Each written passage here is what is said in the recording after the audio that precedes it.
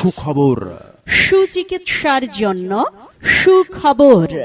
সম্মানিত এলাকাবাসী, আসসালামু আলাইকুম।